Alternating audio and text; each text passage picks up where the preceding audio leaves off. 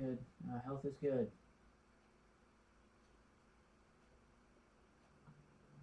I'm living. I'm living right now. We are living on YouTube.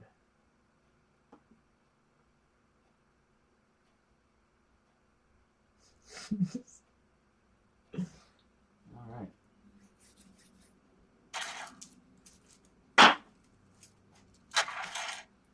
Wish I had put a little more caffeine.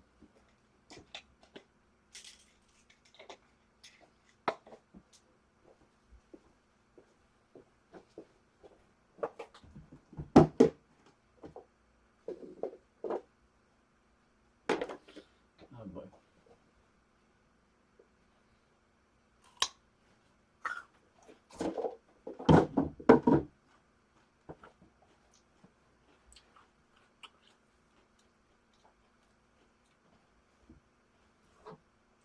Just waiting for the old Facebook thing to go.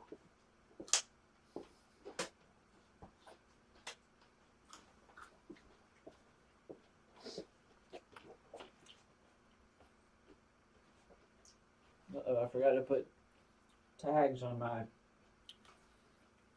YouTube video to make my content discoverable from here in the depths of like some, you know, artificial socio-physical like hell, from which nothing escapes. I forgot to make my content discoverable. Hold on, guys. Can we start over? Yes, we can.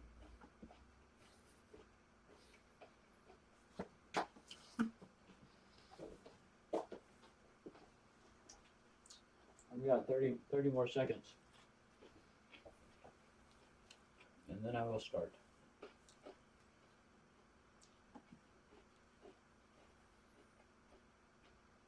Hey. I think it's live anyways. I'm receiving video. Okay, good.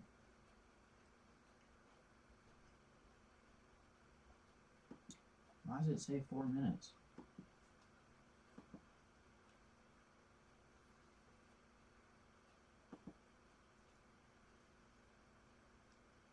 All right.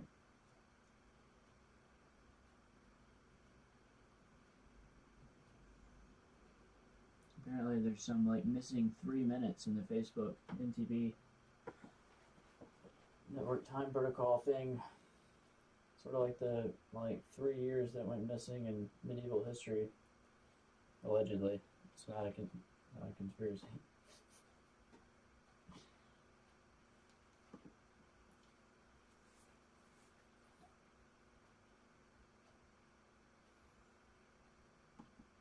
Sorry, I'm just trying to figure out why it hasn't started.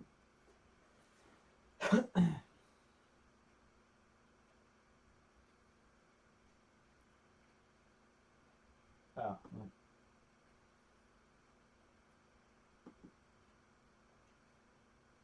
Boom.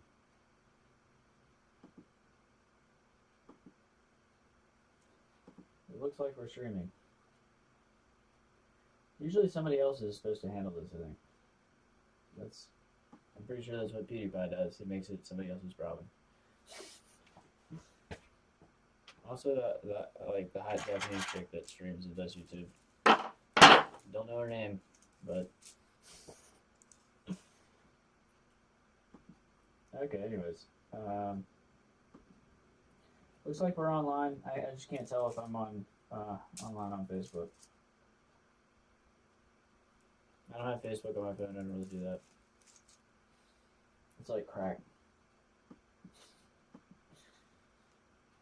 I never tried crack for the same reason I never played World of Warcraft. Because I thought I was worried I might like it too much. Waste all my time.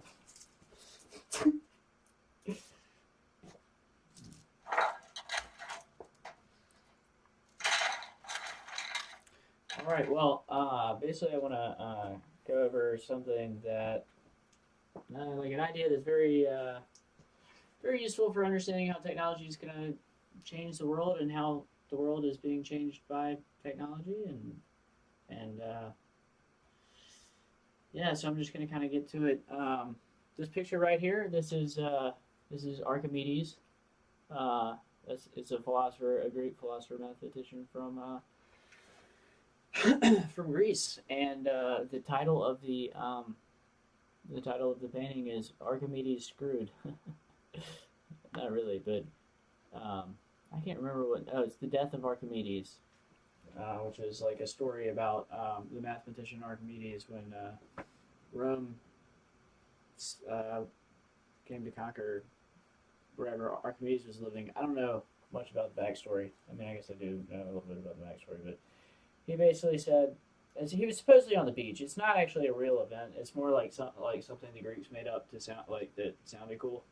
They were like, hey, if we just like repeat this like story, well, people think it was true all along, and basically Archimedes is like alleged to have said to a Roman soldier who was threatening to kill him while he was doing math on the beach or math, like I guess in a building in this painting. Archimedes said to the soldier, "Please, sir, you are blocking the light of mathematics." And those were his last words. They killed him. They did kill him, I think. They did kill Archimedes. So the Greeks were like, well, we better make up some kind of good bullshit story to tell like everyone for the rest of history. So they conflate this fictitious story with fact. The Greeks kind of did a lot of that apparently. But I mean, there was no tracking of there was no digital like tracking of information at that point. Um, which I guess I'll segue right into spectral information theory. Why is it that a fictitious story from Greece about the death of Archimedes, even though it's not true, or most likely not true, why is it that like the frequency of occurrence, its amplitude spectrally, why is the frequency of occurrence like why does the frequency of occurrence of the fictitious story like why does that outnumber the frequency of occurrence of the non-fictitious story? It has to do with the propagation of information and information replication. And so information is kind of alive almost. It replicates, it procreates, it evolves, it adapts, and it always finds a way. Like life finds a way, information always finds a way. And I believe that in the end of the world, or at the end of the world, or the end of our era, all information will become kind of omnipresent. We will not only know everything, almost everything that has happened in history, like at least in the modern era. You will be able to access that information from any place in the world. So all the dirty deeds, every time you cheated on your girlfriend, every time you did anything like that, that information, all the things that you don't want people to know about, people are going to know about it. And they're going to be able to access any piece of information from anywhere in the world. Now, you could say that might be like intractable from various standpoints. You might say like there's not enough storage like capacity for information. You might say there's not enough storage to like contain every piece of information or information about every piece of information that's ever occurred. Or you might say like there's not enough time for people to consider every little piece of information that has ever occurred. And that's another like interesting application of spectral understanding of information, which is that spectrally, what bandwidths of information do people have time to consume? And this is why a spectral theory of information is so critical to understanding how society will evolve in the 21st century as a response to social media, yada yada yada. People can select to consume whatever content they want. So if you imagine a piece of information as being a tone, like it has a frequency, it has a wave to it, or something, or it has some kind of like spectrograph image that you could associate to that piece of information, then like you could also imagine that given somebody's attention times times the amount of time that they spend on something, you can accumulate like a spectrograph that represents like what people decided to spend their what people decided to spend their time on. So, like, spectrally, what tones of information did people consume when they went to social media? And so, like, over time, people consume, like, a greater variety of information. Uh, and that tells you, like, what's informing them, why, why they're, why they develop certain beliefs related to things, related to information that they were exposed to. Um, and you can also reason about information in terms of like filters on a spectrograph or a spectrogram. And I'll pull up a picture of a spectrogram just so it becomes a little bit more obvious what I'm talking about. So, like, in terms of time, um, if you imagine that this is not a sound wave or a sound spectrogram, an auditory spectrogram, but instead, like, the information content that somebody was consuming in their Facebook news feed over time, then maybe this band right here, the red one, represents Donald Trump. And so, like, whenever you get to like 500 hertz, that tone of information represents Donald Trump. And look at how frequently people are consuming information related to that. Of course, it's like information is not so linear. So you can't simply have like an amplitude axis you can't simply have an amplitude on the chart like. So I guess this spectrogram is like there's three axes. There's color, there's X, which represents time, and there's Y, which represents the frequency. And so you can't simply plot information in terms of color. It's not a linear kind of concept. You can't boil it down to one axis, although that's not really what linear means precisely. But I guess I'll spare my live stream audience the peculiarities of multilinear functions. Multilinear functions are fascinating because you can like move places and turn around, and there's like it's like nothing is linear. It doesn't behave the way you would expect it to. It's a little bit like a quadratic function, but things don't. And I'm sure there's a particular taxonomy of like concavities and convexities and like methods that you can use if you can make certain blah blah blah blah blah blah. None of that matters. But really multilinear spaces are fascinating if you can kind of conceptualize it. Most people aren't really too concerned with that, but math is a set of abstractions that it really expands your mind. It's like every new math that I learn and I don't know, I'm not very good at like solving the problems or manipulating stuff. I mean, how many people failed out of calculus or didn't take calculus or don't understand calculus? There's kind of a lot of people that don't understand calculus. I can't comprehend a world where I don't understand calculus. But there's a lot of math where, like, if I took the class, I would fail it. Or if I took a test, I would fail it. But I understand it, like, from a 10,000-foot view. And every math that I learn is, like, taking another red pill. And it totally expands my mind and allows me, it grants me, like, new abstractions within which I can, like, or with which I can construct new models. And the models that I can construct are like completely different, and there are some critical abstractions that could be represented in terms of like tools from philosophy or tools from math. And without some of these critical abstractions, like your mind cannot do certain things. There's just certain things that your mind just can't do. So I'm going to go ahead and start doing the I Ching reading. It's going to take me a while, and I may explain it, I may not. I may come back and write something about like my interpretation of it.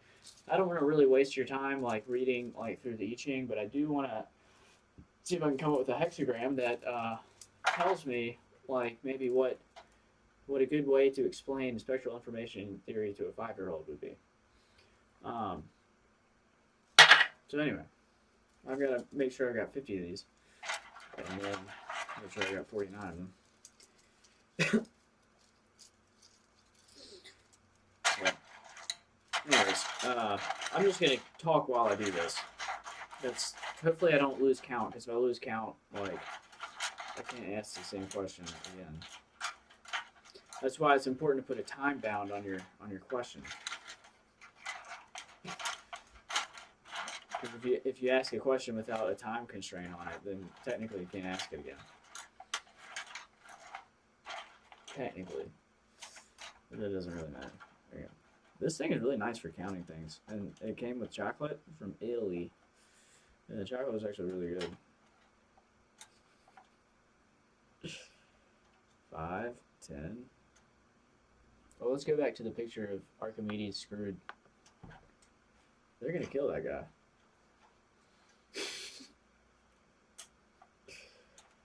I did not know that John Nash had family in Roanoke, Virginia. Or there's a picture of John Nash in his biography of him from Roanoke, Virginia. And the thing, like the details that are missing from John Nash's biography, like almost conspicuously, are the details from his childhood. And that's how you could tell, like, if he was actually crazy or not. I don't think he was crazy. I mean, think about it. You're the pioneer of game theory, and the government wants to, like, model, like, potential, like, conflict or, like, you know, they want to model, you know, situations using game theory and discover equilibrium and discover how to, like, position themselves with respect to the equilibrium of the game, or the oversimplified version of the game. This should just be a multiple of 5. So that they can win the Cold War, basically. And not only that, like, his work in game theory isn't even that important. Like, most people miss his most critical, like, work, which is, like, the work that John Nash did with algebraic manifolds, or algebraic geometry and manifolds, which is, in my opinion, like, I don't know how, like, valuable my opinion is, but it's, like, far more important, because there's some very interesting things that you can do with manifolds, like, given, like, his development in algebraic geometry. And it was a very early, like, kind of discovery. Like, when he did work on something, he, like, burned himself. It seemed like, I don't know, I watched the movie. I didn't read his biography. The movie was based on the biography, but it seems like he worked really, really, really hard on problems that everyone else thought that you couldn't solve, or wouldn't be solved for, like, 10 or 20 years. So it seems like the theorem that he came up with for algebraic geometry was maybe, like, 5 to 15 to 20 years early in terms of, like, when like, people might have naturally, like, come up with that. But it does seem like he has family, or had family, in Roanoke, Virginia, and it's very interesting that his early life, like, because he was from Bluefield, so it's also interesting that his life was I don't know. It's interesting that there's that connection, I guess. My brain just dropped packets. So I'm going to take some curcumin, about 300 milligrams of curcumin extract with 800 milligrams or a gram of some kind of bacopi extract. Bacopi is like a Ayurvedic antidepressant, but don't tell anybody I said it. But it basically is. It has like 4 or 5 different mechanisms of action.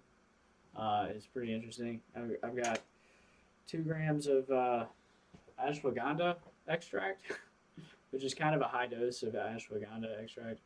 But both of these drugs cause your brain in the long term, and only in the long term, to release neurotrophic factors, like BDNF and NGF, 200 milligrams of caffeine.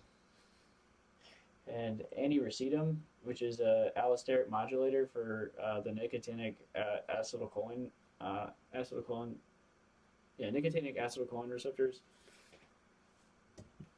It basically makes your receptors turn on a little bit longer.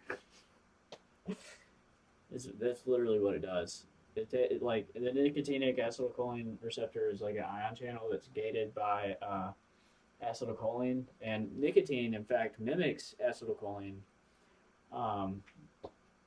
which is why they're called the nicotinic acetylcholine receptors. And the allosteric modulator, anti-racetylum and other racetylums, cause the receptor to be open slightly longer.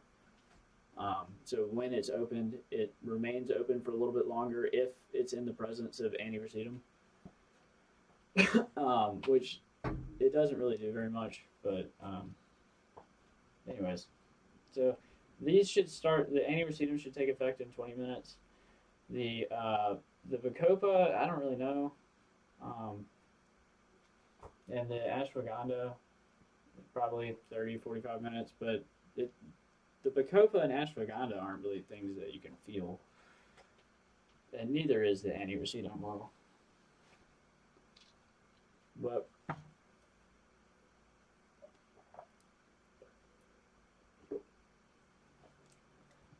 generally,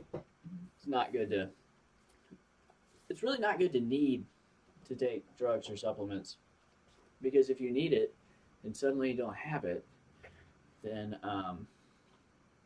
you're kind of screwed. And those supplements are kind of expensive. I bought them in bulk. I make my own capsules. Oh, the curcumin is also really good, but I try to take just as much curcumin as my gallbladder can handle, because I thought it was something like a panacea, and that you could just take as much curcumin as possible, and that it wouldn't affect you.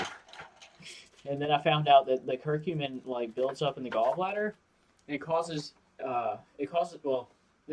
causes the gallbladder to contract. And curcumin is a drug that's it can chaperone nanoparticles across the blood-brain barrier, which is really fascinating, because there's studies where people use curcumin to chaperone nanoparticles across the blood-brain barrier, which is interesting. But it also causes the gallbladder to contract, and so if you have a potential to build up gallstones, if you have a high cholesterol diet and then you take lots of curcumin, I thought it was a panacea, so I was taking it by the spoonful, because it's literally the one thing that caused long-term inflammation in my back to recede in a permanent way. So it's taking ibuprofen for my back, and then having the long-term inflammation actually recede. And this was in 2014, and it was a miracle drug for me, because I no longer had back pain, or my back pain was not that, and it just went away, and I only took it for 2 months, and my back pain just stopped. But apparently, if you take it by the spoonful, then your gallbladder will contract, and if you have the potential to build up gallstones, it'll really hurt really badly, and you'll discover what your gallbladder is. Because you'll be wondering do I need to go to the emergency room, or can I afford it? Do I need to and if you're smart, you'll go to the emergency room. If you're stupid like me, then you'll Google it and learn what your gallbladder is, and just cross your fingers and hope to be okay. But what's nice about that is curcumin also softens up gallstones. Although you shouldn't, if you have gallstones, you shouldn't take it in extreme amounts. If you have gallstones, you're already kind of screwed, because gallstones don't just go away. But curcumin does soften up the gallstones, and while it does, it causes the gallbladder to contract. So it can soften up the gallstones and cause the gallbladder to change the shape of the gallstone. It may be for the better, it may be for the worse. That's an important consideration. And the gallbladder also takes care of other strongly nonpolar like toxins that your liver can process, but like for some reason build up in the cholesterol that stagnates in your gallbladder, and so you kind of I guess you kind of want to get that out of your body.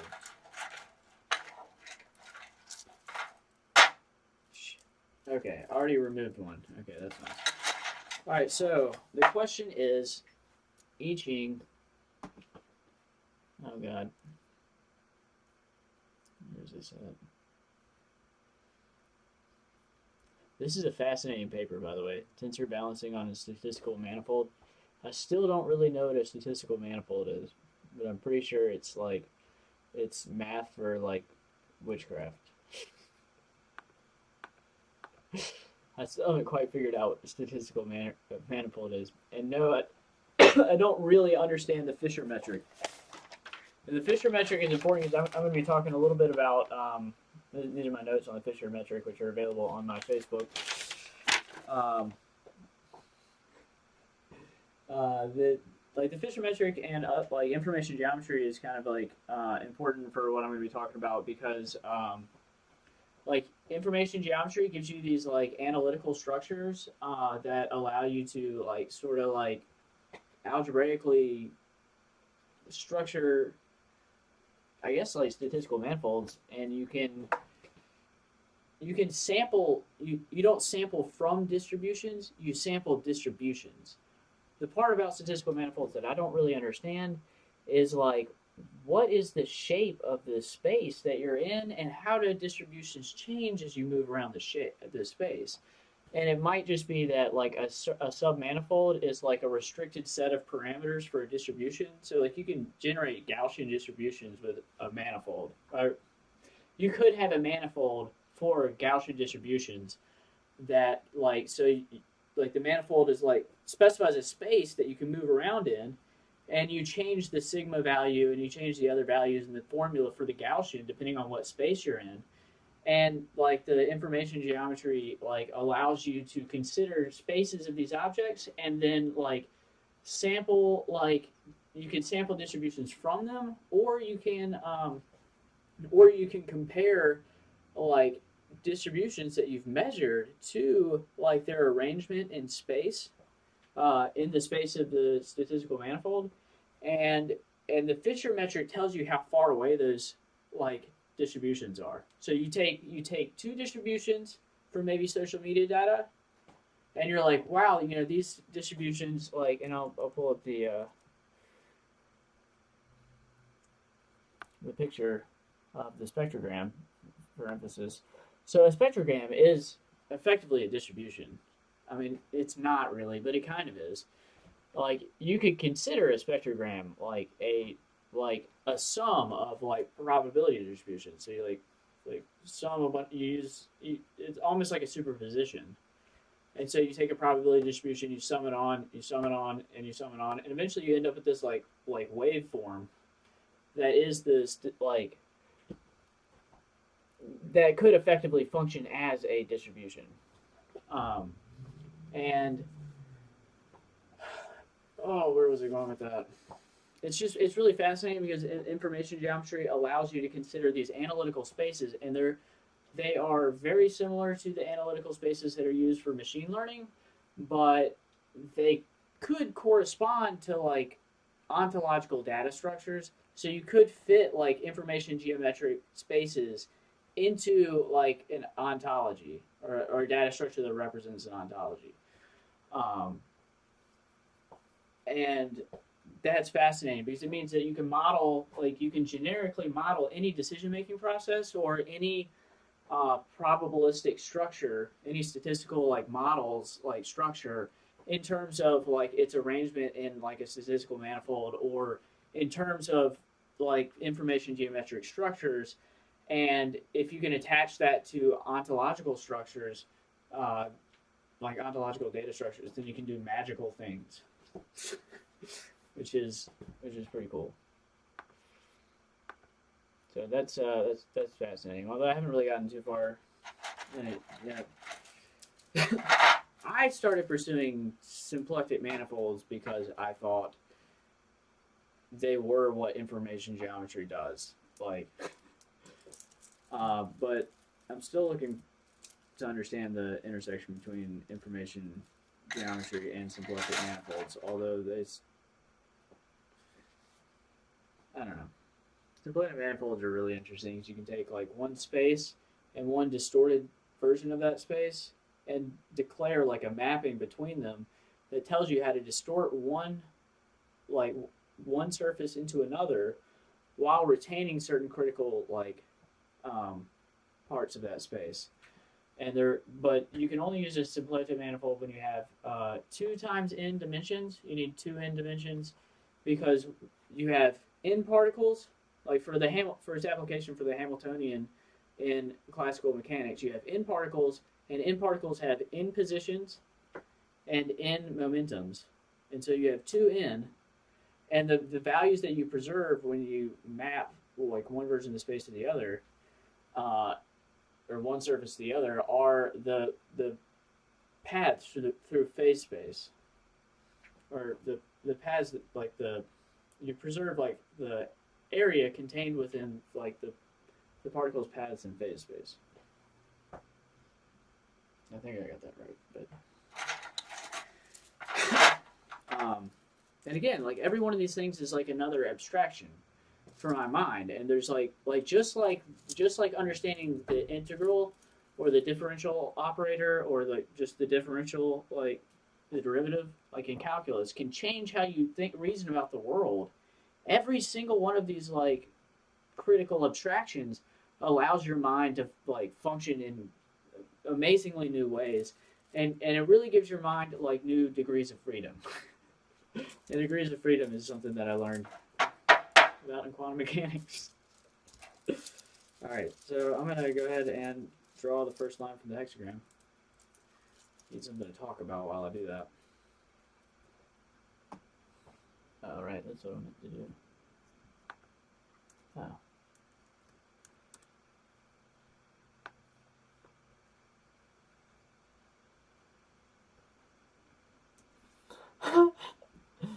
This guy's Facebook post says there's a secret society of people living amongst us that are keeping Long John Silver's in business.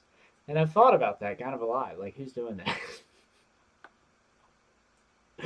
That's hilarious. Okay, I just wanted to pull this up real quick. Oh, where's my post? Am I like not online right now? That would be funny. Because I really thought I was online right now.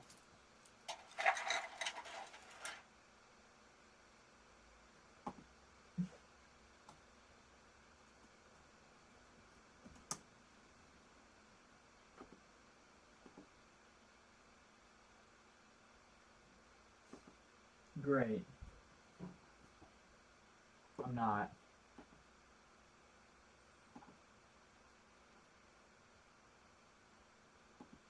Wow.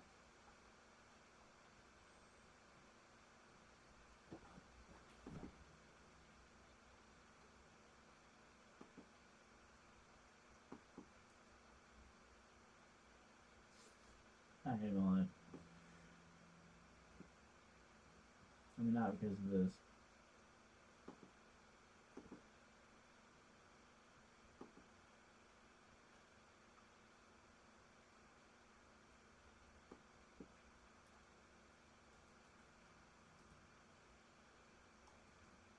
It should be easier now than it would be otherwise. I don't have to like juggle like schedules from like 2 different. This is crazy.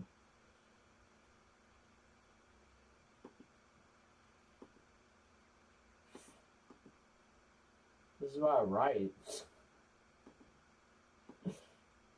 Because like if you write, like somebody can just be like very quickly, like they could maybe not read your entire post, but they can at least like flick the scroll bar and like be like, oh, like I see what he was trying to say, like, or like I can flick through it and immediately evaluate whether or not like. Whereas video, like most people are just gonna be like,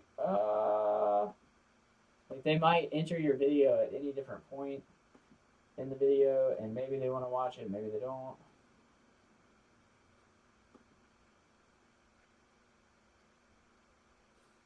You're like, why did it do that?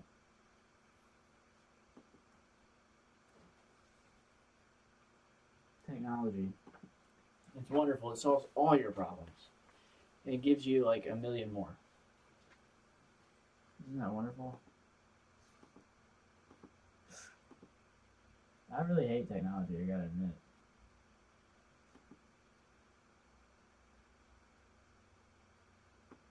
Shut up, Facebook. You're like almost $1 trillion company, and you might get there if you ever sold hardware. But shh, don't tell Mark Zuckerberg I said that. I didn't take the Hooper zine. I'm gonna get right to this in a second. Sorry if you're just joining. I thought I was streaming, but I wasn't. It's really complicated. It's called technology and social media, and it's gonna be your life forever. Technology will never be replaced. You'll never be able to go back. I'm gonna be right back. Oh no, I'm not. All right, guys. If you like, I can go. Like, if you really want to watch the earlier part, I do explain some interesting things, but that'll be on my YouTube. So I'll post a link to that in a second.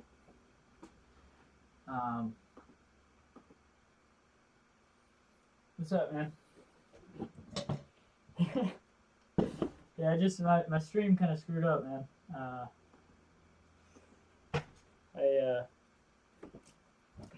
I don't know, I was streaming to YouTube and it was not streaming to Facebook, but I'm online now. I'm about to do an I Ching reading, and I'm selling these for $10 each, by the way. If you want I Ching reading.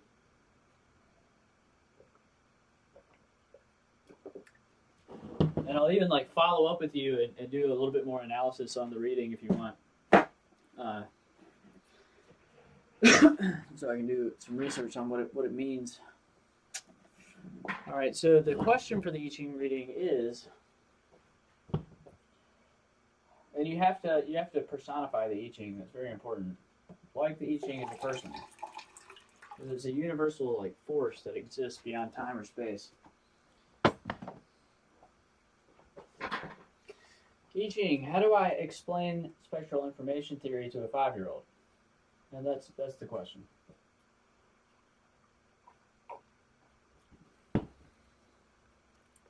Which I'm going to pull up here in the...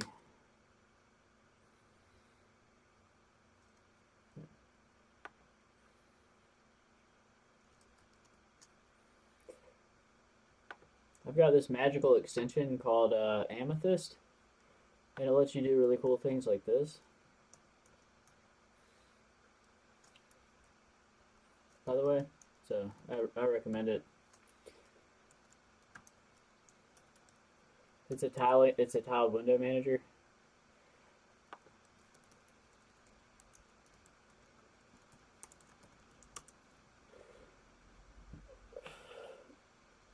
It's pretty cool. Xmonad. Xmonad is also a tiling window manager, but written in Haskell. So if you want your computer's operating system to be running Haskell, a functional programming language, at all times, then you can use Xmonad in Linux. I don't really recommend that.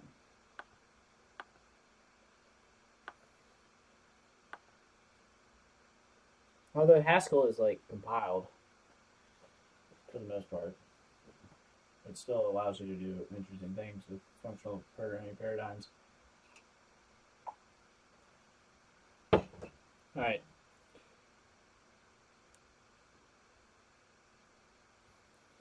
I Ching, how do I explain spectral information theory to a 5-year-old?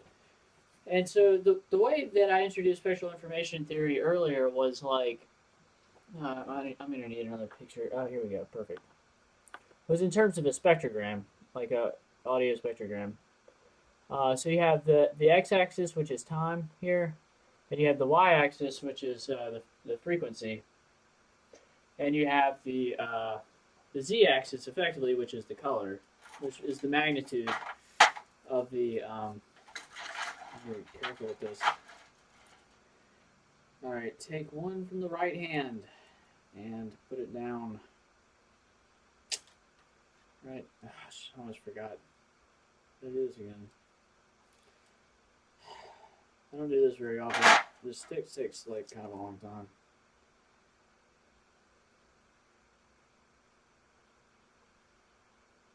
Oh, okay. I need the observer stick. Probably looks like I don't know what I'm doing. I'm only licensed to do I Ching in 48 states. This is one of the things that I like about divination. So we're going to take this one in the right hand. I split the piles already. I'm reading the first line. Put it down there. And now I count the left hand. All right.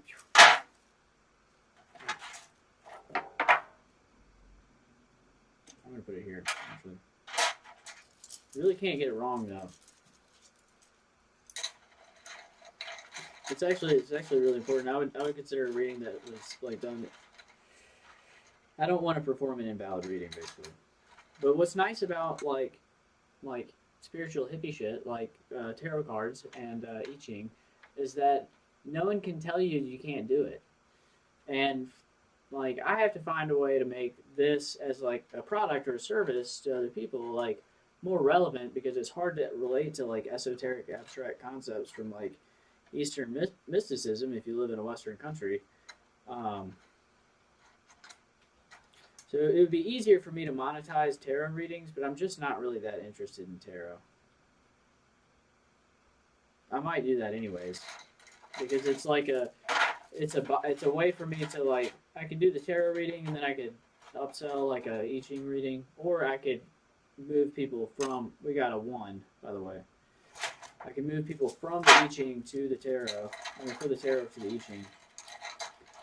And like, I could penetrate the market by doing I Ching, or by doing tarot, and then gradually like convince people to do I Ching readings. I just think they're like, I just think it's more of a valid divination process. And I have like, you know, like 30,000 words of content that would explain why. We got a 1, 1, and a 3. That's a 5.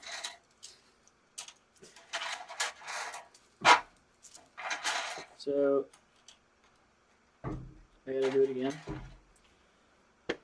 Where is this at?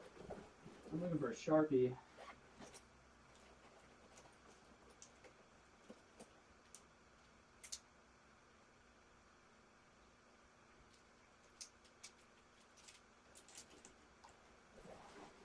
But I like that aspect of like the hippie shit. Like I can be, nobody can tell me I can't be a gypsy. I can just be a gypsy. Like nobody can be like, sir, you don't have the license for that. One time I thought about being a lawyer, and then like I looked around because I saw the movie Big Daddy, and I was like, well, he fucking just took the bar exam. He didn't have to go to school. And then turns out you have to go to you have to go to law school in Virginia, because Virginia sucks. That's why.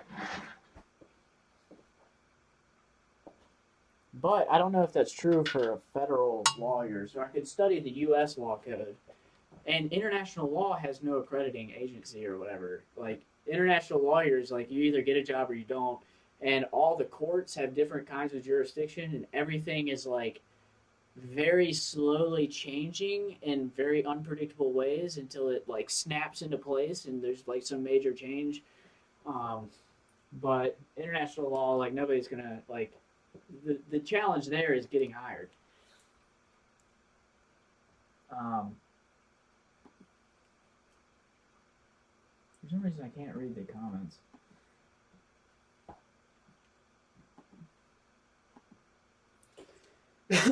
So we got a 5. I don't really need to write this down, I guess. I do want to just notate what the reading is. I wish I had a Sharpie. I need one.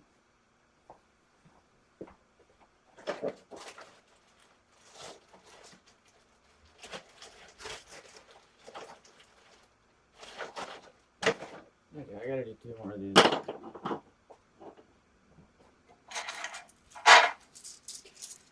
So, let me explain spectral information theory real quick. So basically, like, imagine asking a child to tell you what their favorite color is, or to find out what their class's favorite color is. Like how does a child go around and ask everyone like to determine what how does a child like acquire like their classmates to figure out like what the class's favorite color is? And they do that by asking every person, and so every person has a type of information that's relevant to the query. Of course, you wouldn't explain it to a 5-year-old like this, but the point is like there's applications of these ideas that are seen more clearly in terms of like the abstractions of spectral information theory, and but like a more interesting. Okay, this is a 2. Oh no, it's not.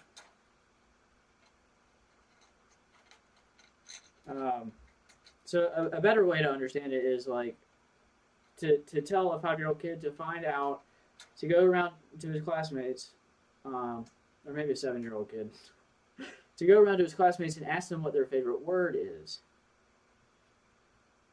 and to try to find out what everyone's favorite word is, because like words are a little bit more like informational than colors. So it makes a little bit more sense to use that as an example. But what you're doing is like sampling. You're taking a sample of like the classrooms, like of each classmate's like preferences. Like what's your favorite color? What's your favorite word?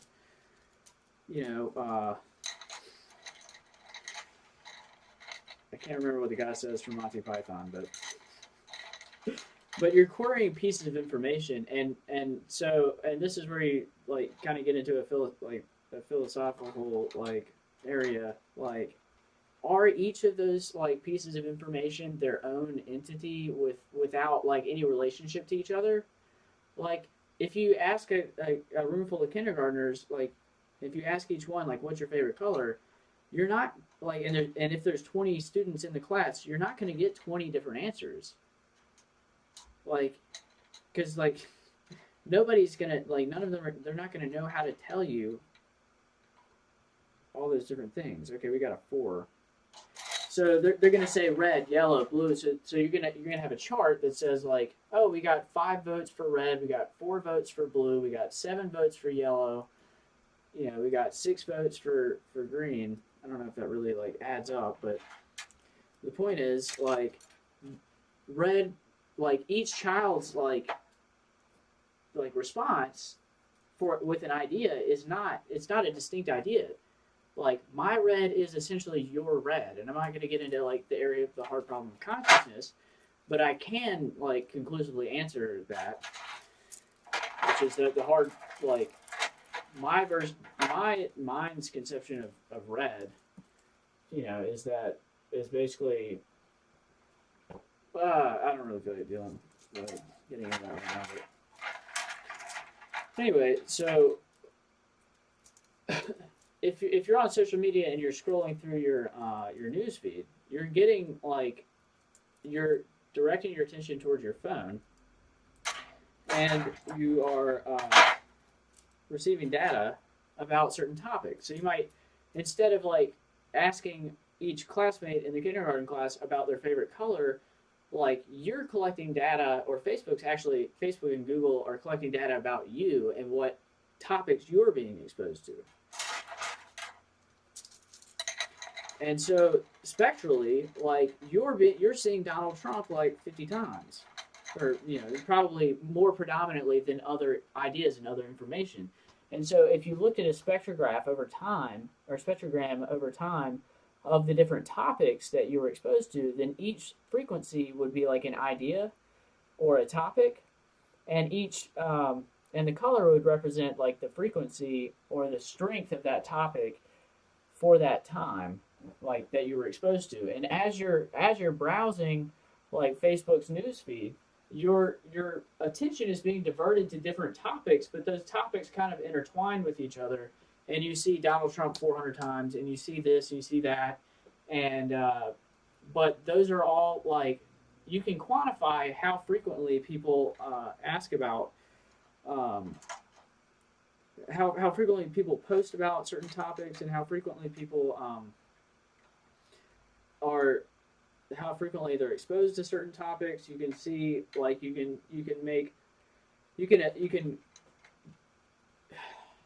look at how they put like how their posts are worded on certain topics and develop a notion of like how they feel about those topics. It's called sentiment analysis.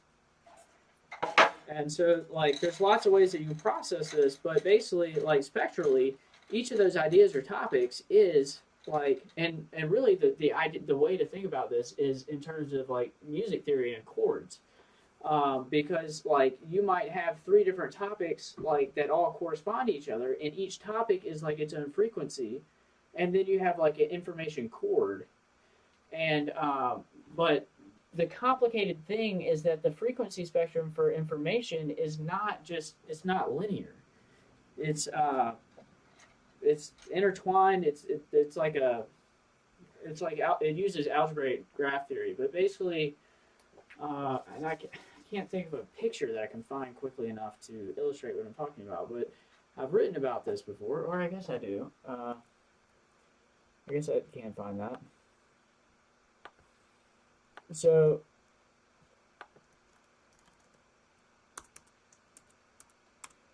this is a graph, and this is a graph visualization of North Korea's economic connections. So here's the global economy, and over here is North Korea. That's actually not really that funny. I mean, it's kind of sad, really.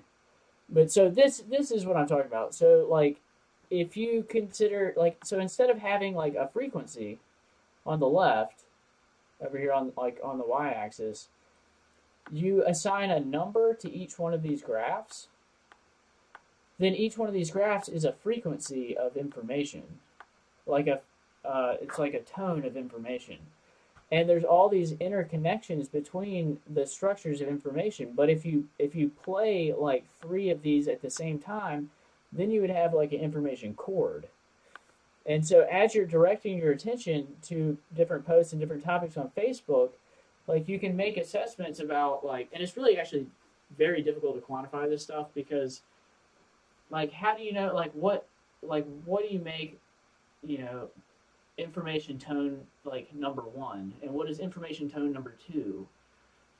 And actually the I Ching kind of like clarifies that. And I guess I can. This is essentially show and tell for David Conner. So anyway, I'm gonna go ahead and so the Tai Chi, and like so, I just need a picture really fast. Here we go. So the Tai Chi would say that like information tone number 0 is the yin yang, is the all encompassing like Tai Chi, the ridge pole. It would say that information tone number 1 is yin, I think, or yang. They're pretty much the same anyway. It's really confusing. I'm sorry, yang. This is information tone number 1, yang. Number 2, yang. Yin, yin. Yan and yin, and then you branch outwards from there. So like that's one way of conceptualizing it. And then if that's true, then all ideas should be woven onto a lattice that is similar to this in nature, at least. Like similar in nature to the Tai Chi, the 8 trigrams or the 64 hexagrams. Although it obviously becomes way more complicated than that. Or it starts simple and then becomes like intractably complicated. But that's essentially what metaphysics is about, and metaphysical things are about. Like, are there like eternal forms like beyond our world or beyond the physical world that transcend the physical world? And I think there are, because otherwise you wouldn't have like math and science, like governing physical interactions. So like physics is governed by mathematical formulas. And then like the more you get into it, the more like it seems like there really is information outside of our world that always determines like physical interactions. Although quantum physics is not deterministic, but still. Okay. So we got a 4.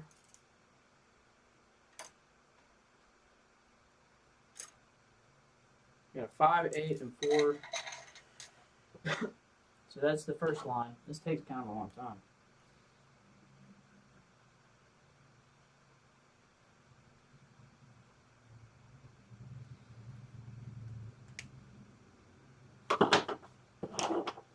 Maybe I'll do this.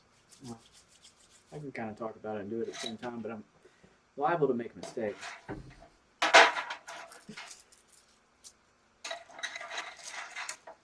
try to talk about it and do it at the same time. So 5, 8, 4.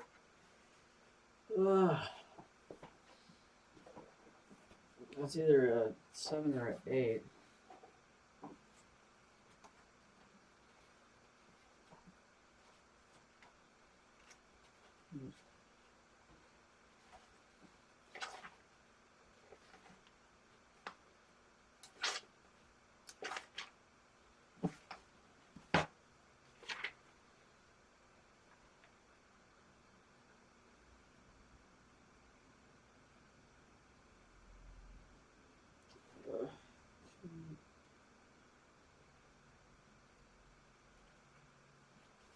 So that's an 8,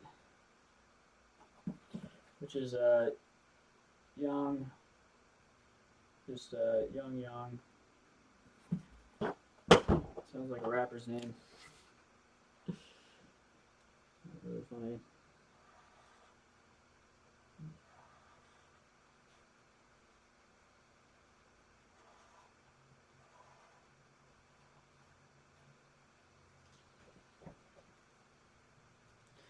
So you build these from the ground up.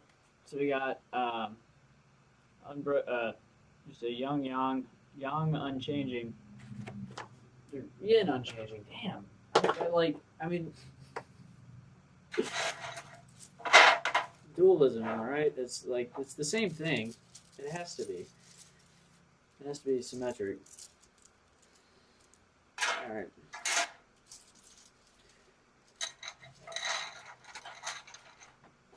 But like the part that is like the part about spectral information theory that's like kind of like groundbreaking is understanding what it allows for you to quantify, because like just like you can like apply a filter in music production to a spectrograph or a spectrogram and end up with an intentionally like different sound. So you can filter out the low end or the high end, or filter out in the middle, or you can run a comb filter, or you can compose filters on top of each other and take out certain like parts of the sound. You can do the same thing for information, and in fact, like that's what disinformation is about. That's what misinformation is about. You're trying to create noise to cover other like informational tones that you don't want to be heard, or you're trying to skew the informational tones that like people are talking about, so that like it forces like a response in the information spectrogram. So if each one of these is like a frequency, and like if there are like octaves where like certain frequencies sound similar to other informational frequencies, then you should be able to run a filter over it and cull out certain frequencies that you don't want, or emphasize other frequencies that you do want. And that's what's happening on like Facebook and social media, and that's how you would actually like model like a strategy. There's some error logs here. I think we're all right. It's really hard to live stream. It's not really that hard, but I use Restream, so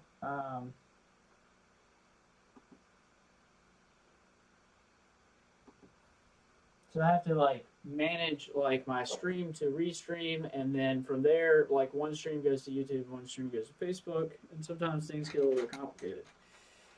Because I have to schedule two things, so if I change the schedule, and invariably I start streaming late, so I have to do that like 5 times. And then I have to change the schedule on 2 applications every time. And then invariably one of the streaming providers will go down. So you have 2 over here. So I'm going to make sure I get this right.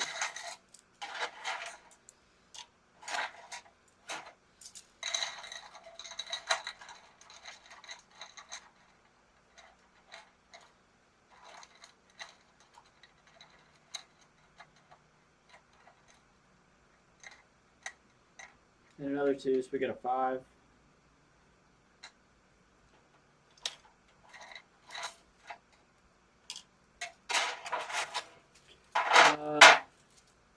But yeah, chords is are a really good way of like thinking about this.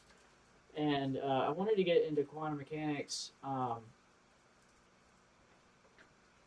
because like so position and momentum in quantum mechanics are connected by a Fourier transform, and a Fourier transform is what gives you. And it's kind of fascinating to think that like the possible distributions of a particle's momentum is connected to the possible distributions of a particle's like position by a Fourier transform. That's like fascinating to me because you're essentially like normally you would say like in classical mechanics you would say like, well, a particle's position is connected to a particle's momentum by something that is proportional to the derivative, basically. But here it's not the derivative, it's the spectrograph. But it still has to respect the differential aspects of like a particle's changes in position being related to a particle's changes in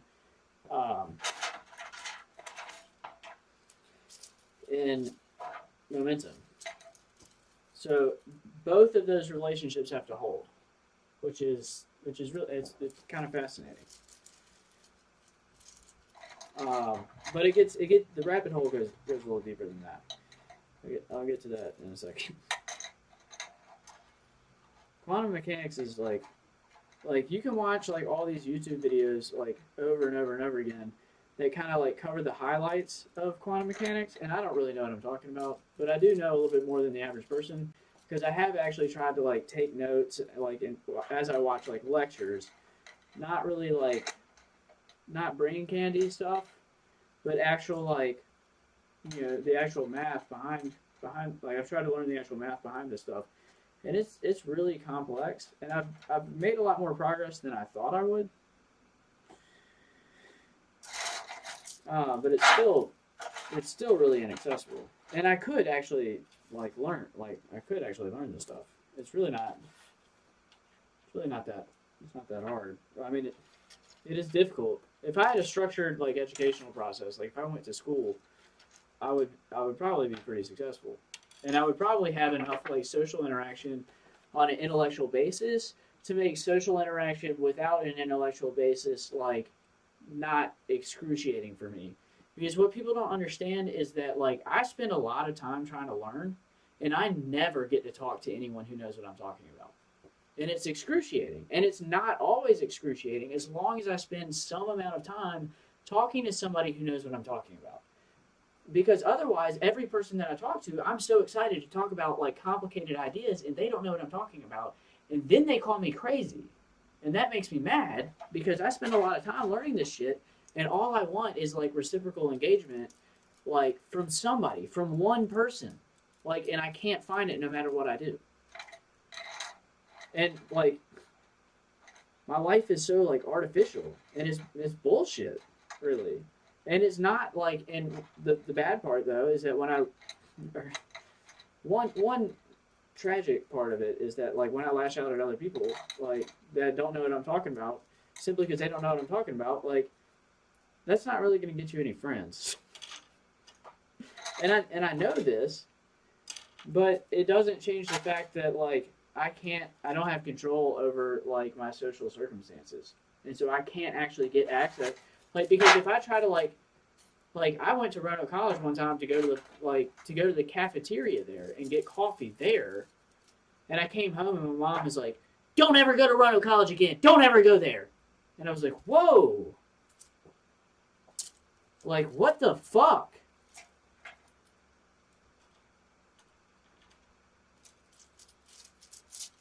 Like, what is that like? Why?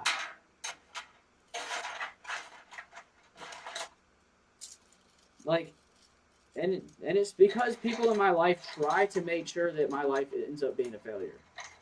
And you could say, "Oh, David, that's crazy. That's paranoid," but it's true, and it's the only thing that allows me to make predictions about like how people are going to try to disrupt me from accomplishing my goals.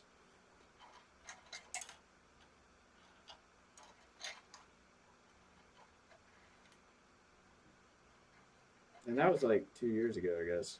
It's been a really long. I've been in this like shithole for a long time.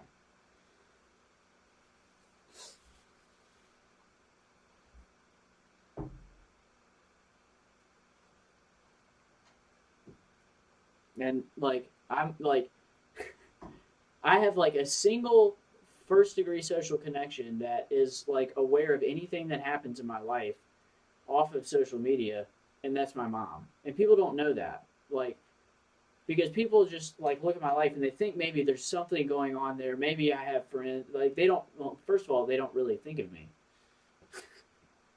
So like that's something that's hard to perceive when you're like socially isolated, is that people don't actually think of you because they don't see you. And it's not that they don't like you, they just don't think of you because they don't see you. But like I don't have social access to anything. I don't have a job. Every time I get a job, some bullshit happens, and that's what it is. It's bullshit. And I know that, I mean, I guess I'm not going to get another job because who's going to hire me if I say that? But fuck that. It's bullshit. My career has been bullshit. I've been psychologically tortured and subjected to hypnosis and NLP at work. It's bullshit. I should be able to sue somebody for that, by the way. Except if the government does it to you, they can do whatever they want. And no one can ever do anything about it.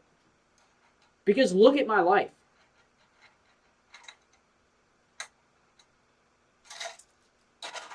Like, how are you going to tell me that somebody can do something about like the victimization that I've experienced in life? People don't want to defend me openly because like you're not supposed to live in a society like it's unhealthy. It's actually psychologically unhealthy for people to live in a society where they believe this is possible, where they believe that it's possible for hypnosis and NLP and like other shit like, you know, to happen to somebody like at work. It's like psychologically unhealthy for people to generally believe that that's possible. Like, how fucked up is that? Like, you get exposed to the mind control and like no one can ever help you.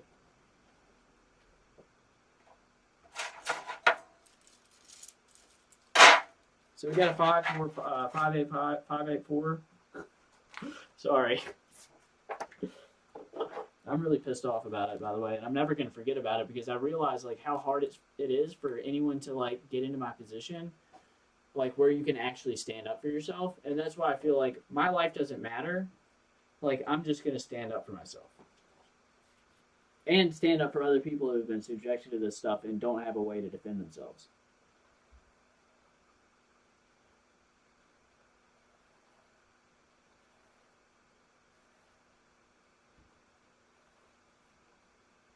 What's nice though is if somebody's trying to run hypnosis on you at work and they realize that you know what they're trying to do, they stop.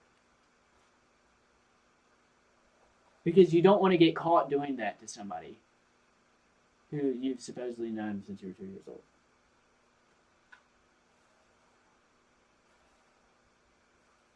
So that didn't happen, which is nice. But it would have.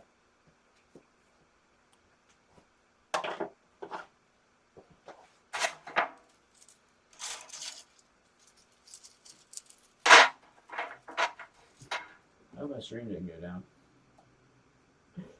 It's amazing what the government can do. Never stream on Wi-Fi, by the way. It doesn't make any sense.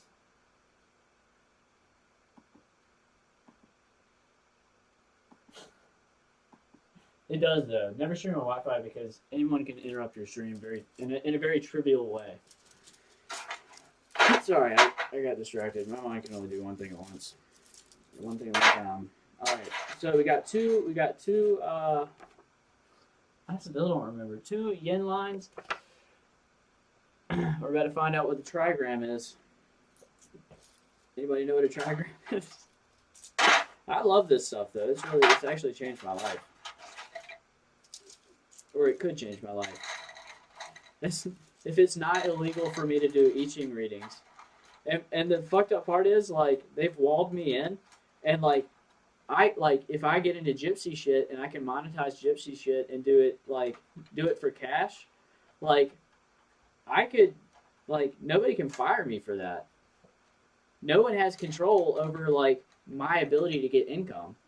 So nobody can, like, it's me. It's my ability to, like get money and have financial resources, and the only people who can really say no to that are my customers. I haven't had a single one though. Just kidding. That actually is unfortunately true. I've been trying to, like, learn it in depth and write about it and understand it before I try to, like, do readings for people. And also, people, if you're going to do, I've studied, like, a little bit of, like, the business around doing, like, tarot readings and I Ching readings, and people really have to be comfortable with you doing that. So it's still going to be challenging, but at least there's no person who can just be like, I don't want you anymore, I'm going to get rid of you. No single person has that power.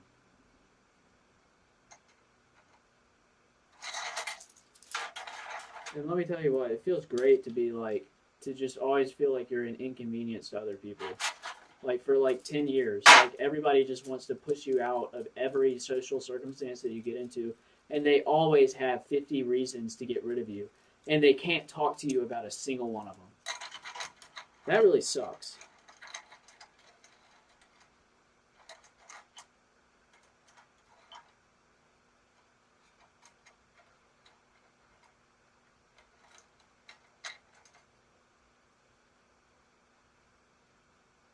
And they're always doing things behind your back and trying to, like, run, like, disinformation and misinformation to make other people think that you're a horrible person or that you're likely to do this, that, and the other, so that they can control other people's decisions through fear. And so they paint you as, like, literally the opposite of what you are, and make people think and make people fear you in any way that they believe that people will, like, could reasonably be, like, influenced to fear you.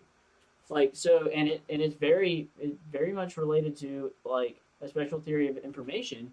Like, basically, they want to, like, warp the information spectrograph that would surround the information spectrograph of my identity's, like, social memory. And what I mean by that is, like, how people think about memories and experiences they've had with me. These people, I hate talking about it like that because it sounds crazy. It doesn't do you any favors either. Because even if you're right, like no one knows who you're talking about. And so they can't really, like, anyway. But basically, like, people want to, like, in my life, seem to want to warp people's understanding of me and warp, like, the social memory, like the social residue of, like, experiences, memories, yada, yada, yada, related to me, the person David Connor, with the social security number, blah, blah, blah, blah, blah, blah, blah, blah, blah. They want to, like, make people think that I'm a horrible person, that I'm going to, like, do all these terrible things, and it works. People run away from me and try to, like, they have a laundry list of, like, 10 or 50 different excuses to push me out of their circle of friends. because apparently that's how adulting works. Like, and nobody really prepared me for like how life actually was and how cruel people actually are. And I'm kind of glad that they didn't, because like, man, I probably would have been like scared to death to be myself in society. At least I wasn't. At least I didn't know enough to be like terrified of how people actually are.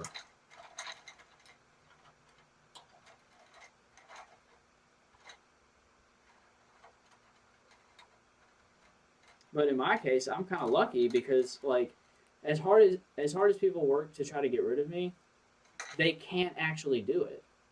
So they make people believe things that are not true or fallacious or completely irrelevant to influence them by fear to get them to get rid of me. But none of those things are true. And if they were, then it would be very easy to take me out. So I'm actually kind of lucky in that regard. Like, I'm actually a good person. Like, I just get like I get treated as though I'm the opposite of everything I've ever tried to be.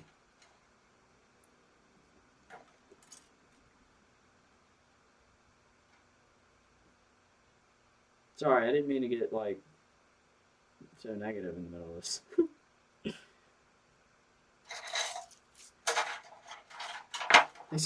He said, I stumbled upon social physics, and ever since I did, like, everything makes sense to me. It's like a singular pattern of ideas that, like, completely, like, that allows me, the person with Asperger's, to understand social interactions. And you might, like, try to claim that, like, I might understand social interactions in some kind of robotic way, but it's not. Like, I can look and see, like, energy or like higher order energy, like in situations. So I know where to physically position myself to get positive social interactions. I didn't have any concept of that until I was like 30, 31, or 32 years old. I didn't understand like go to the bar and just kind of chill there, and the bartender will come up to you. Or like if you want to go to talk to the girl at the bar, like just go like maybe kind of till around and like order a drink, but make sure you say something to her. And if you position yourself there, if somebody else like thinks you might buy them a drink or whatever, they're gonna come position themselves like beside you.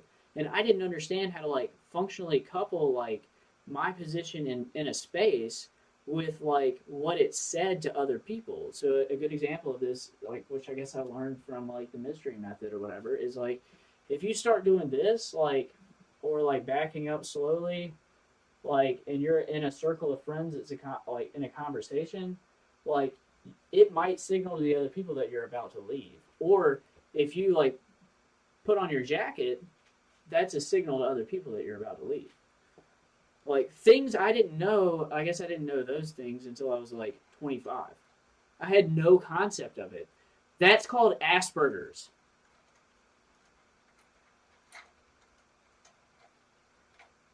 And like people don't understand, it's very simple. It doesn't seem like I have problems. But because it's so like because it's simple and because it's hard to see, no one can like empathize with it. Like nobody can understand it. And then when you get like normally people who have Asperger's, if they're smart and intelligent, they can find it. Like if they're lucky enough to be smart and intelligent, they can find a job, and they may have social problems, but when they do, they have like financial income or some financial stream of like income to fall back on. I don't have that because I've been like psychologically gang raped for like 10 years. And I don't have a job because I've been like subjected to NLP and hypnosis at work. It's an awfully cruel thing to do to somebody. And then like the kind of handling techniques that I've been like processed with, like the mind control or whatever, like it's specifically tailored to my psychology. Like, and it wouldn't work on other people. Like they picked on me because of how I was. And then now that they get caught, they don't want to like admit that they ever did anything because man, it would look really bad if you like strung somebody up with autism and used them as like a punching bag to train other people in hypnosis and mind control and like NLP. And I really should refrain from using the term mind control because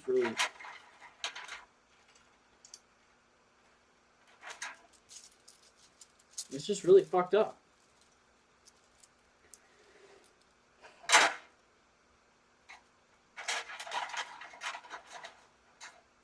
And no one is there for me because I have one first-degree social connection right now, my mom. So no one sees what happens to me, and no one sees it for what it is, and no one like any information about me in my life is just like it's emotional. The truth of it is that it's emotionally irrelevant to other people. It's not like they have a strong opinion one way or the other. They don't. It's just not really part of their life. And then because everyone pushes me out, that means that I'll never be part of anyone's life, and I'll never have a support network of friends, and I'll never have money to compensate for it, and I don't have money, I don't have friends, I don't have anything to offer other people for a real like relationship with a reciprocal dynamic, like a give and take. I don't have that, and people don't understand how subtle like my problems are, but how catastrophic of a result it is. It's exceedingly unlikely for me to be in the position that I'm in, especially given like now like how much I understand about psychology and sociology.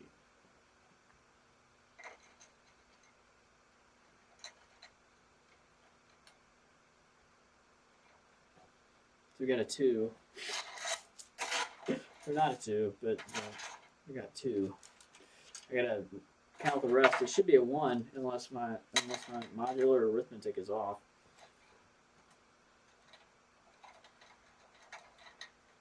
It's like almost certainly a one. I don't want to start over. It is a one. I got the same thing, 584. So we got receptive as the lower trigram. This is about like every time I do these Yarrow-stick readings, like something weird happens and it's like incredibly meaningful. I mean, it's not very meaningful yet, but it has narrowed the range of like potential like hexagrams.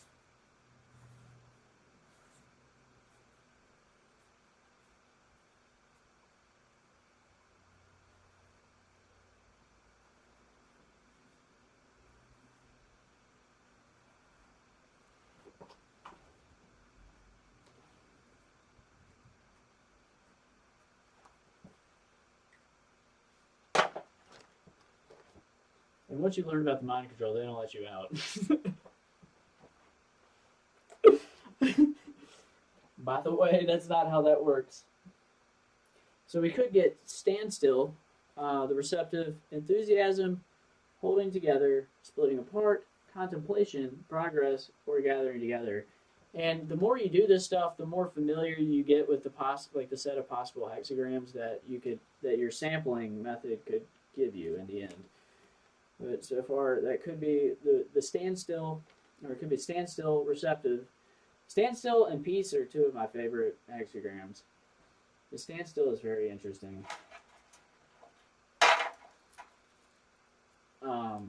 Standstill basically means that something needs to be changed, and change is coming, and an old social order will be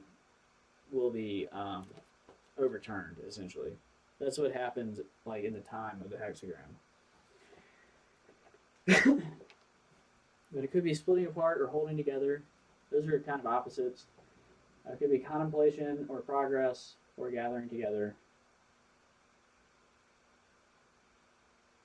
These are I'm fairly familiar with like all but like two of these. So.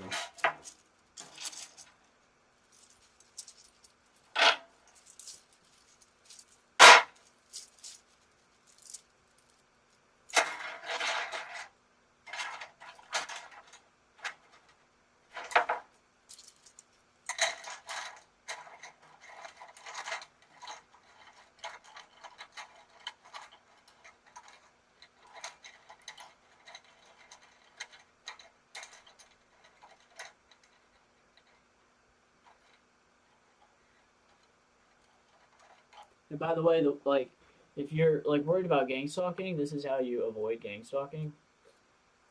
Let me show you. Well, first of all, this post will tell you everything.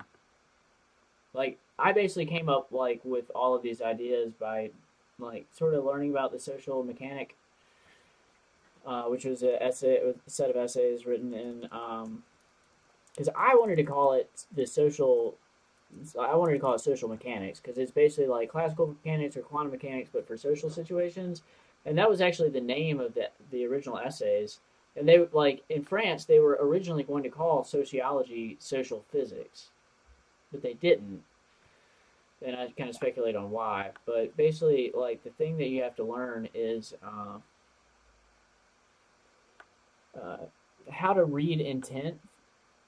Like even if people are trying to deceive you, um, how to recognize and ascertain what like the intended equilibria is in social games, even if people are going to deceive you and not tell you what they're doing and why they're doing it.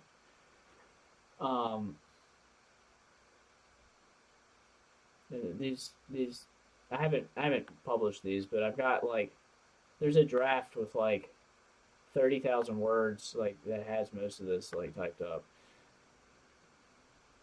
I mean most like if you're going to avoid game stalking, what you need to understand is configuration entropy and conformation entropy from thermodynamics. And if you can apply those ideas to social situations, and like the easiest way to explain it is like if you're a guy and you go to the bathroom, what urinal do you pick? You pick the urinal like that's like as far away from possible as the other people that are peeing. Like that's well known. That is confirmation entropy, or it's like you could describe it using idea. You could describe it in terms of Dirichlet energy. It's essentially like confirmation entropy, or yeah, confirmation. Sorry, it's configuration entropy, basically. So like for any like set for any arrangement of particles, like the ones that are most frequent are the ones where the particles are like equidistantly arranged. Those are the ones that are most frequently because as time goes on, particle systems spread out. But like it just happens to emerge in social situations.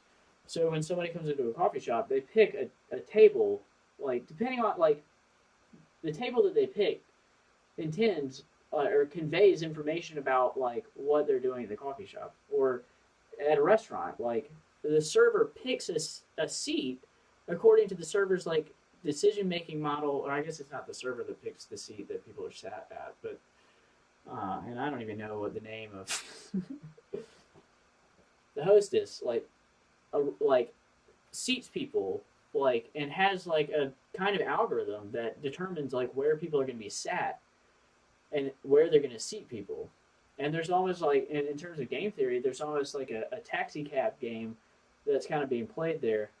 A taxi cab dispatcher game. So like if you're driving a taxi cab, like the dispatcher is your friend, and so the dispatcher can give you calls from like to and from like a nice part of town, or to and from like a bad part of town where the tips aren't so great. Similarly, hostess can play similar games, but I don't know that they really would. But you can like, and if you did like play those kinds of games, it means that you're sizing up and judging people like based on what they look like, and then deciding to favor or disfavor a server based on like what people look like. So if you do kind of play that game as a hostess, you're probably a shitty person. Um,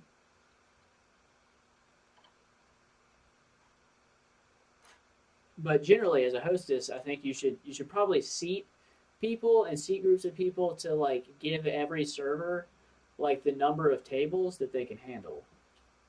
Like that's the decision. That's the algorithm that you're following. You're trying to optimize the arrangement of people sat around so that like at every so that there's like a constant there is as constant a flow of new customers as each server can handle. And so some servers may be able to handle more customers, and if they can make more money.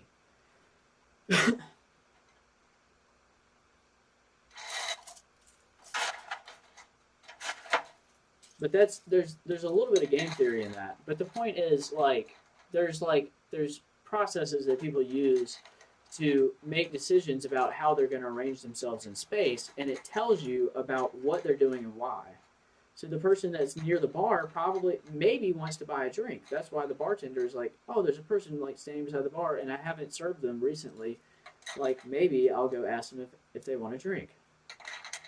Like that's the thought process that's being carried out. But the point is, if you want to be able to like, if people are gang stalking you or whatever, basically all you have to do is like on a whim, like change seats, and the people can't follow you because like if they follow you, it becomes obvious, and so you just change seats or do something else, which is kind of disruptive and maybe paranoid. But if they really are tightly coupled to your like behavior, like if they really are seeking you out and targeting you, then like if they do follow you to the other side of the coffee shop, then it becomes obvious. And you either get more information from them or you get a fresh perspective on like, you know, the set of things that you're looking at in the coffee shop. And it doesn't matter. It's a free country. You can do whatever the fuck you want. Like, nobody can tell you where to sit. Like, some... I read a 5, by the way.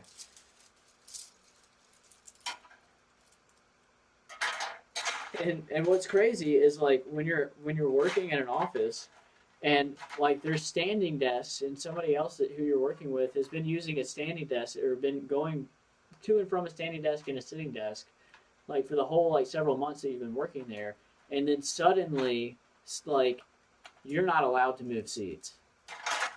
Like the other guy can move seats whenever he wants to. It just stands up and like does what he wants, which there wasn't really any apprehension or acquiescence of like that. That's it. Like his situation, I didn't have a problem with him, but his situation was not being compared fairly to mine, where I wanted to sit beside the person that I wanted to communicate with so that I could get things done and talk to him and reduce the communication feedback loop. And the other manager was like, we can't have that. We can't have efficient communication. Nope, we're getting rid of you.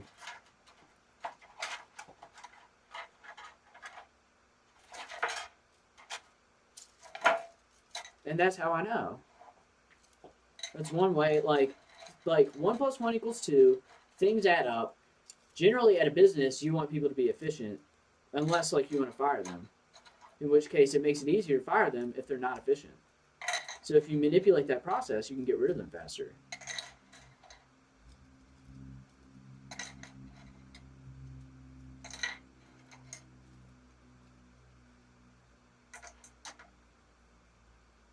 But I mean, all is fair in love and war until people become passive aggressive. I mean, I guess that's fair too. But the problem with passive aggressive behavior is its capacity for miscalculation. So you become passive aggressive, and passive aggressive behavior by design is difficult to detect. It is camouflaged with normal behavior, and then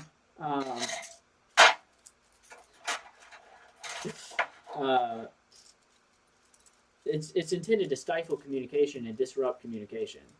Because the whole thing is to like short circuit some like adversary's progress towards like certain goals or whatever.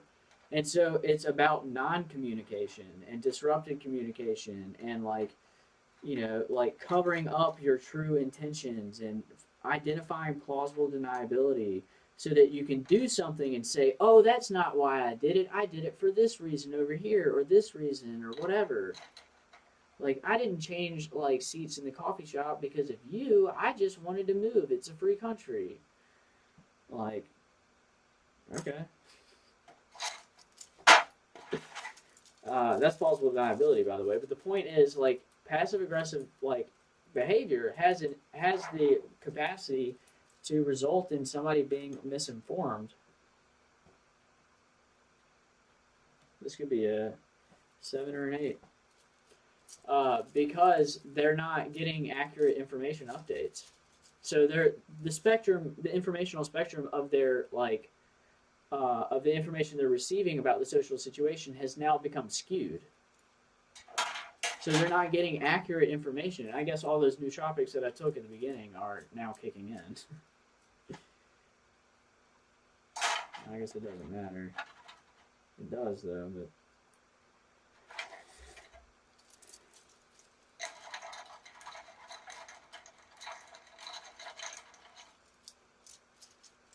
just take one from the right. And what's hilarious is, like, I understand this stuff, like, you really, like, and I don't use it to make, like, I don't use social physics and these, like, ideas to make, like, decisions about information that I believe to be concrete. I really only use them to motivate my acquisition of information. So, like, I might use, like, the arrangement of people in space or, like, whatever as, like, you know, like something that gives me a vague feeling, but I don't recognize it as concrete information. It's just I've systematized, or I've created a system of understanding my own intuition. So I use it to inform, like, whether or not, like, I should inquire for more information, or how I should go about inquiring information, and whether I feel like I can, like, trust people that I'm around. And it's not really healthy. You don't have to think about this stuff. You just want to live in a nice, simple world where you can trust people. That's what's nice, is when you don't have to ask too many questions. But if you have the ability to do that, that's a good thing. All right, we just got a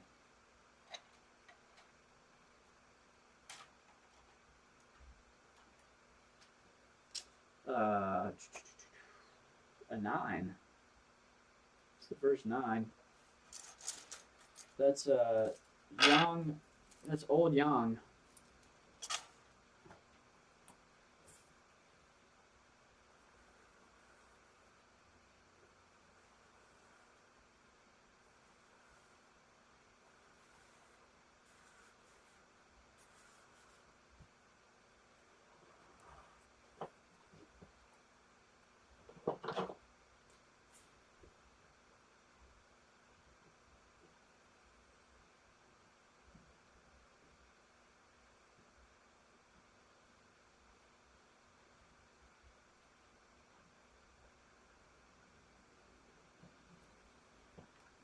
And by the way, when you tell people to not do their job properly, that's mismanagement. Although nobody will ever, like, in a right-to-work state, or really in any state, nobody's going to win. Like that's not, it's not worth your time to take people to court, because you're not going to win anyways. And you end up looking bad, and, like, it's just better to move on. But sometimes it's not possible for people to move on. They don't have any opportunities.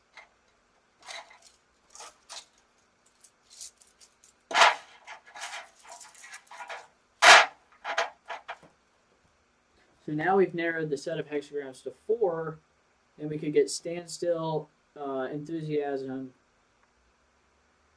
progress, or gathering together.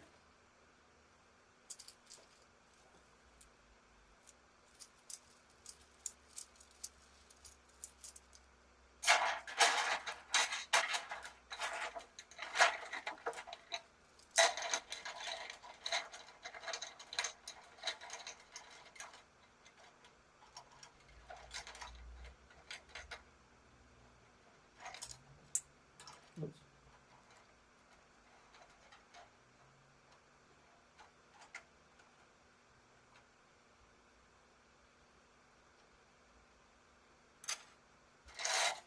Four. Let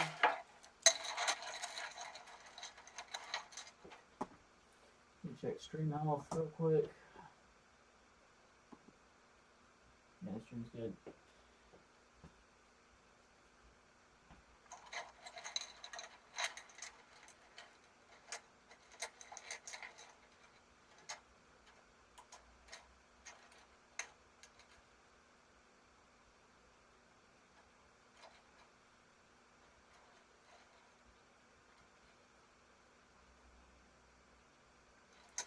And we got 9.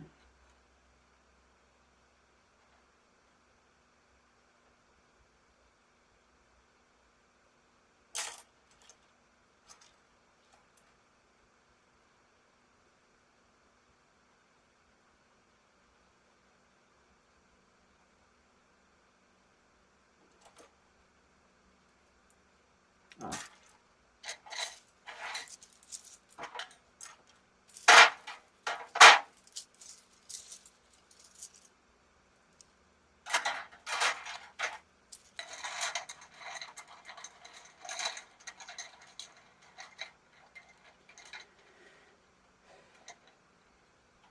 Oh, Schrodinger's equation. What is that about? And most people will be like, well, that's like where you have a cat in a box and sometimes it's dead, sometimes it's alive, but in the end, Peter gets mad. Peter, whatever. Peter gets really mad. That's not really Schrodinger's equation. Schrodinger's equation, as I come to find out, is a differential equation based on like the outcomes of like a um, of the wave function. So it's like how a quantum system could evolve over time according to the wave function, and the wave function is what tells you can't simultaneously know a particle's position and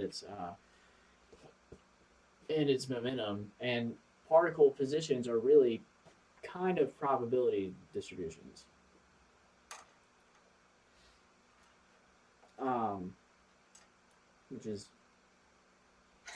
fascinating, but like let me pull up some notes here.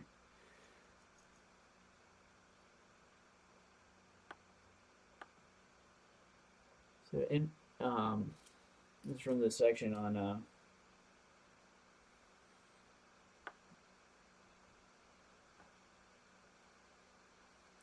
yeah.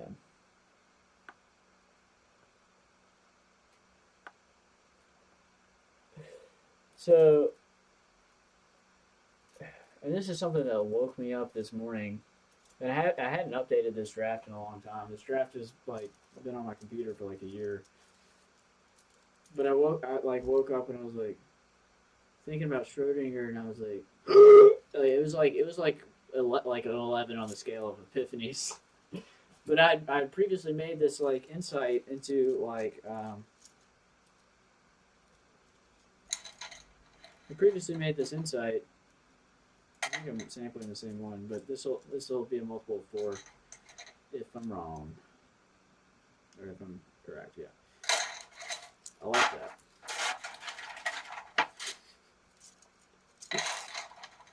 But anyway, so if you can conceive of like quantum information theory, like in like if you can conceive of like spectral information theory in terms of like quantum mechanical, like metaphors to quantum mechanics, then and if like it's kind of complicated because you're conceiving of information as though it's a particle, uh, and so you would think of information as like atoms essentially, and you have to like come at this idea from that perspective. Otherwise, it doesn't really seem significant in any real way. Um, so you're thinking about like information in terms of like graphs, and each frequency of information, like each specific tone of information is a specific graph structure, more or less. Like so, each one of these is like essentially a specific tone of information. And when you play multiple tones of information at the same time, you end up with something like a spectrogram. And so you could have information chords that change over time. But if you come at this from that perspective, then you end up with like a lot of things like just having the Fourier transform at all, like opens up connections to quantum mechanics. And so if you think of information in terms of particles, like instead of these like each tone of information being like an atom or a molecule, like even though it's a graph structure, it's a molecule in a particle system, and kind of like moving around randomly. And if you think of like these molecules as splitting and replicating, and having like dynamics that control like how frequently they replicate, then you can consider like information systems as though they're like particle systems. However, they're not like there's no like periodic table of elements that I can really unless you consider like the Tai Chi as like your periodic table of elements, or your most fundamental like like set of types to compose into like the information graphs that are each tone of information. It's really complicated, but just having the spectrograph effectively gives you like these interesting connections to quantum mechanics because the spectrograph is effectively the Fourier transform. And so if you come at information from that like kind of like atomic perspective or like information, like if you think of information in terms of particles that replicate and can behave like they can behave like you know particles in the particle system, then you can come up with analogies to the Hamiltonian and like the wave function for information systems as particle systems. And once you do that, then you get to this like you get to this thought like, okay, well then like what is the Schrodinger for a quantum information particle system? Like what is the Schrodinger equation? Like and these are just really like, you know, it's kind of like a question that's like kind of a leap to conclusions, or more so like an airplane like going up a hill, like maybe taking off, or maybe you're just like running up a hill and jumping off a cliff, and maybe like in other words, maybe the analogy doesn't hold, but maybe it does, and so you kind of like come at these different perspectives. You come at these different topics from like analogies where you assume that the analogy is broken, and you have to figure out how to fix it. Like you're like, well, what is the quantum information like? What is the quantum information particle system like? Like what is that like? What does the wave function like mean? Like where does the analogy hold? If the analogy doesn't hold, how can I fix it and make it hold? Or how can I use these types of things as like the underpinnings to models that I can construct? And like what like set of like models and like concepts allow me to like make insights about this or reason about like information theory in ways that allow me to make very like wide extrapolations that are accurate but also like efficient and like cheap. And there was this like great article about I guess it's on my Firefox about like how like rich people think differently and how to tell if somebody is truly intelligent or truly smart or just average. And it goes into like how like Elon Musk and these other people. It goes into how they like reason about things. Oh.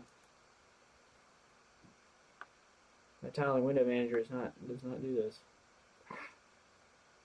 Pad, stop it.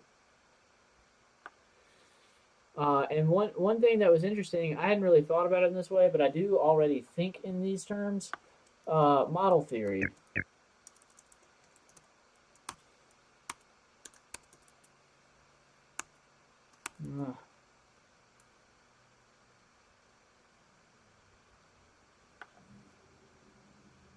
Maybe it's model theory. But it's like thinking in terms of models and like trying to like understand how certain like abstraction types or abstraction metatypes, which might be like you might consider like the differential operator or the derivative or like integration as like a potential like abstraction metatype that you can apply and compose to other abstraction metatypes and use to augment a model. And so, but there's some people who can like construct a vast like taxonomy of models. Like there's certain like if you think of like and taxonomic structures are very interesting. It's interesting to think in terms of taxonomies because they're sort of like typologies. I mean, it's kind of like a typology, a taxonomy, and it's kind of like an ontology. But it's very important to be able to think in terms of typologies, which are like little private like ontologies that can be glued into like a greater ontology.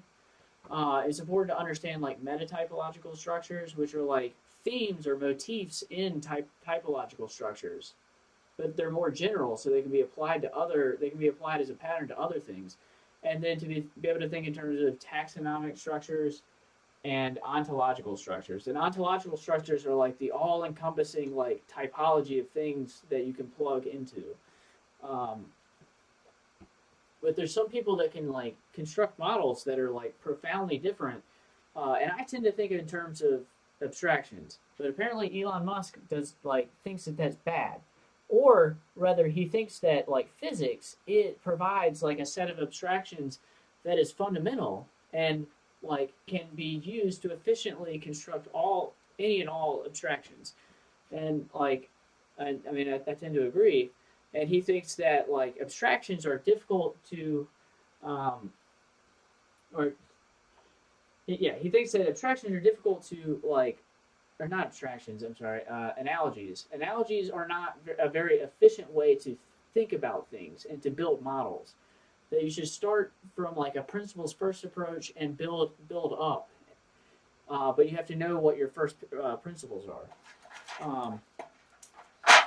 And that's true, but not everyone's going to have that access to like and you know these people know this, but like not everyone's going to have that kind of like breadth of knowledge or depth of knowledge in physics to start from a first principles approach for building models using like kind of extremely complicated convoluted ideas from like mathematical physics or math or physics in general and build up from there. Like not everyone has access to those tools, um, so like the flip side of that is that if you can think in terms of analogies to simple things, it's easier to convey or communicate ideas to other people. Whereas like it's easier to arrive at those like conclusions from a principles first approach. Um,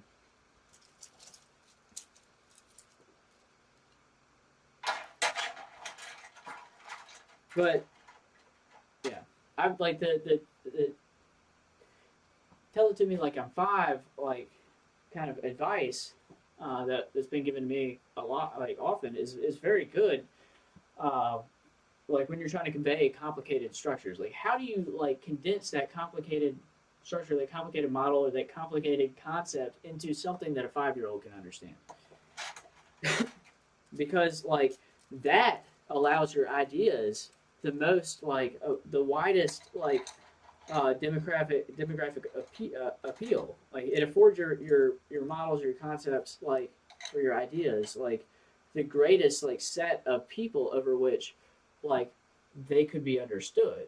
So if you think of it like sort of like how not Charlie Munger I can't think of his name. There's two different ways of thinking about systems, and one is like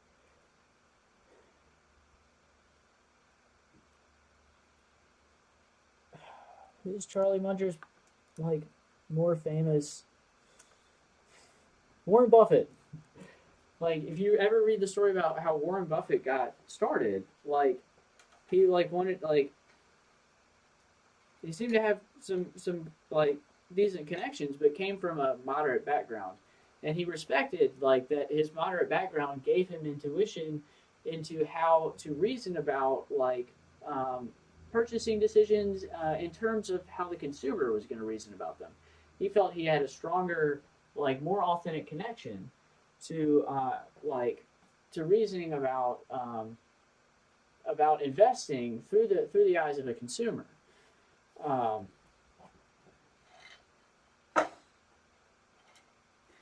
but like another element that's widely known about how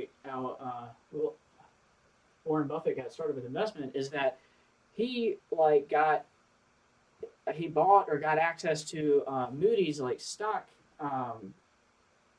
index like volumes, like the complete set of stock index uh, like data about companies that you can trade on Wall Street uh, or the New York Stock Exchange. And there's two different ways to think about systems and models. One is that you have like a basis of what you know, and you're going to expand outwards, and so you might think of investing in new companies that you discover.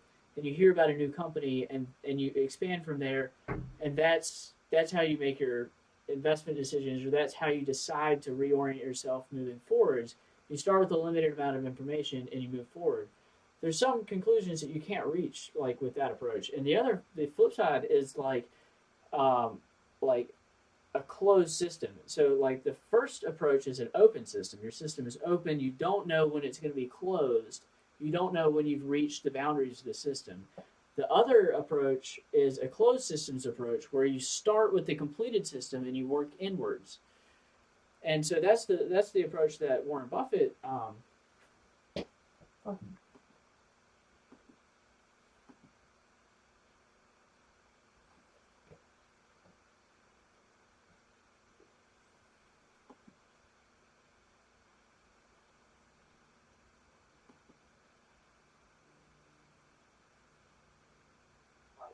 Spiritual completion, tarot cards.